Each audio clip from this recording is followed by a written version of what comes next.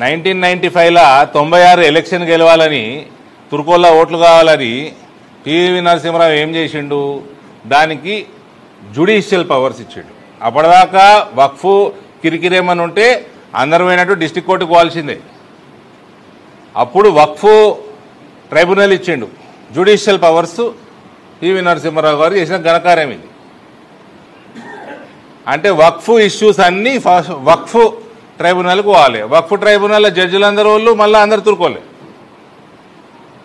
ఇక ఎవడదన్నా హిందువుదన్నా, ఎవడదన్నా క్రిస్టియన్దన్నా, ఎవరిదన్నా government property మీద వక్ఫ్ claim చేసుకుంటే వీళ్ళందరిగా ముస్లిం జడ్జిలు చెప్పినట్టు చేయాలన్నట్టు వీళ్ళు. ఇది కాంగ్రెస్ పార్టీ 1995లా చేసిన హిందువులకి, ఈ దేశానికి, హిందువులు ముస్లిం పక్కకు పెట్టి దేశానికి తెచ్చిన అతిపెద్ద దరిద్రం ఇది జ్యుడిషియల్ పవర్స్ చేయటం. దానికి మళ్ళా 2013లా ఈ ఇటాలియన్ సోనియా గాంధీ ఏం పవర్ తీసుకొచ్చిందంటే అమెండ్మెంట్ చేసి వక్ఫ్ ట్రైబ్యునల్ ఏదైనా జడ్జిమెంట్ ఇస్తే ఆ జడ్జిమెంటు హైకోర్టులో అపీల్ చేసుకోలేవు, సుప్రీంకోర్టులో అపీల్ చేసుకోలేవు. అంటే 1995లా వక్ఫ్ బోర్డుకి జ్యుడిషియల్ పవర్ కోర్టు అధికారం ఇచ్చింది పివి నరసింహరావు. ఆ కోర్టుని సుప్రీంకోర్టు చేసింది సోనియా గాంధీ 2013లా. 2014 ఎలక్షన్లు గెలవనీకి వీళ్ళంతా ముంచిందెవరు? మొత్తం దేశాన్ని ముంచిండ్రు. మళ్ళా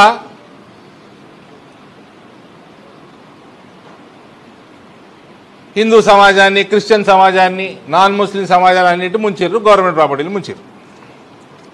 ఎంత పెద్ద మిస్యూజ్ ఉంటుందంటే గుట్టల బేగంపేట మన హైదరాబాద్లో హైటెక్ సిటీ దగ్గర a prime example of the mismanagement in the case of Guttala Begumpet in Hyderabad, where the Waqf board claimed that the Aurangzeb had orally gifted land 400 years ago.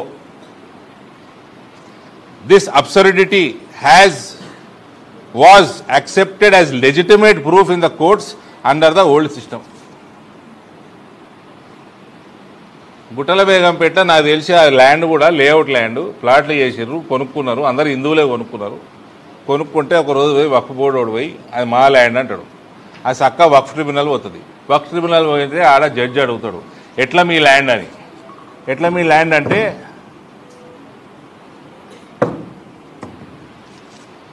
400 సంవత్సరాల కిందనట ఔరంగజేబు దాన్ని gift ఇచ్చిందట. Aurangzeb గుర్రాలని మేపుతుండేనట. ఆడ ఓ గాడిది గుర్రాలను మేపుతుండేనట. ఆడ దానికి proof ఏంద్రా అంటే ప్రూఫ్ ఏం లేదు. పాన్ తినుకుంటా ఓడో వాగిండు, అది ప్రూఫ్ లెక్క యాక్సెప్ట్ చేసిండ్రు. దాన్ని వక్ఫ్ ల్యాండ్గా డిక్లేర్ చేసిండ్రు. వక్ఫ్ ల్యాండ్గా డిక్లేర్ అయినాక రెవెన్యూ సిస్టంలో వక్ఫ్ అని వస్తే కథం దాన్ని ఏం చేయరాదు. ఇక ధరణి వానికి రాదు, భూభారతి వానికి రాదు. ఇక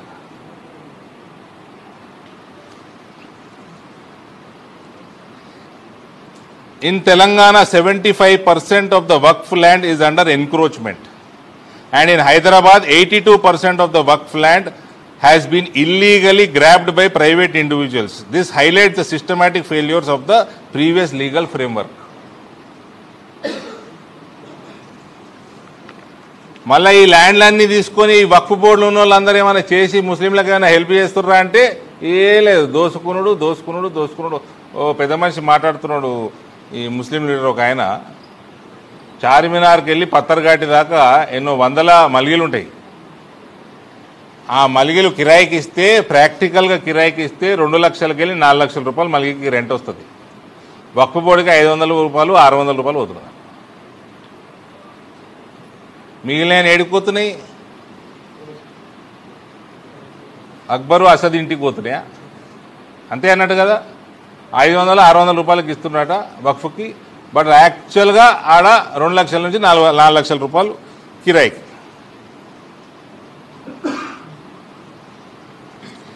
ఇది ఇతర సమాజాలకు ఒక థ్రెట్. ఇది earlier the Waqf board could lay claim to any property without it being based on documentary evidence, and the aggrieved party could not appeal against order of the board. వేరే మతం వాళ్ళది ఏ ప్రాపర్టీ అయినా claim చేస్తే కథమిగా వాడు వక్ఫ్ tribunal పోవాలి, ఆడ ఏం judgement వస్తే దాన్ని బట్టి ఉండాలి జిందగీ భర్. హైకోర్టు వనిక లేదు, ఏం లేదు. Several Hindus lost their land in this unjust and arbitrary law.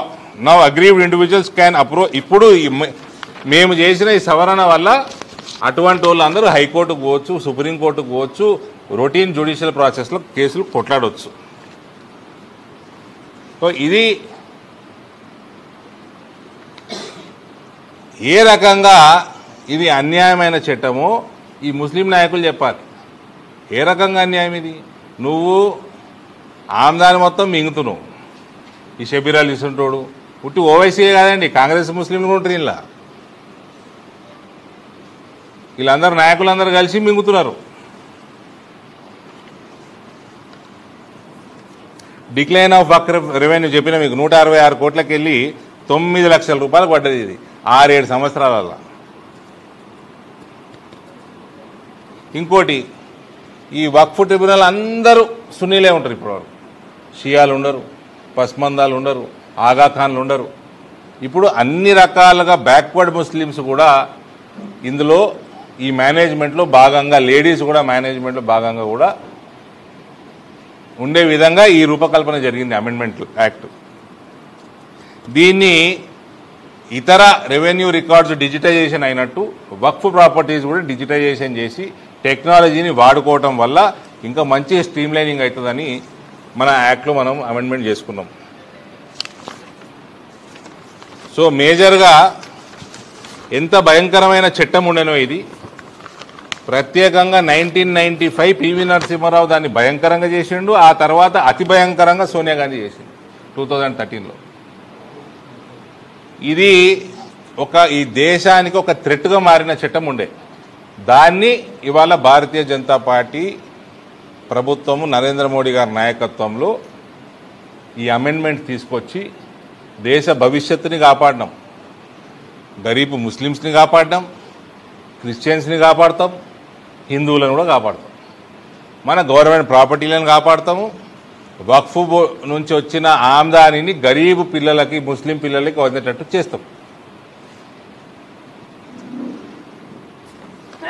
మరి ఎగ్జాంపుల్ చెప్తున్నాయి మీకు మన రాష్ట్రంలో. ఎందుకంటే మన రాష్ట్రంలో చాలా ల్యాండ్ బ్యాంకు దీని కింద ఉన్నది. మీ అందరితో చేసే రిక్వెస్టే, అందుకే దీన్ని బాగా హైలైట్ చేవెళ్లలో 1200 ఎకరాలు ఆరూరు గ్రామంలో సైటింగ్ హిస్టారికల్ ఓనర్షిప్. అంటే ఆడ ఔరంగజీబ్ గారు 400 ఏళ్ల కింద ఇచ్చేయండు అన్నట్టు. అంతే, ఏం డాక్యుమెంట్ లేవు, ఏం లేవు.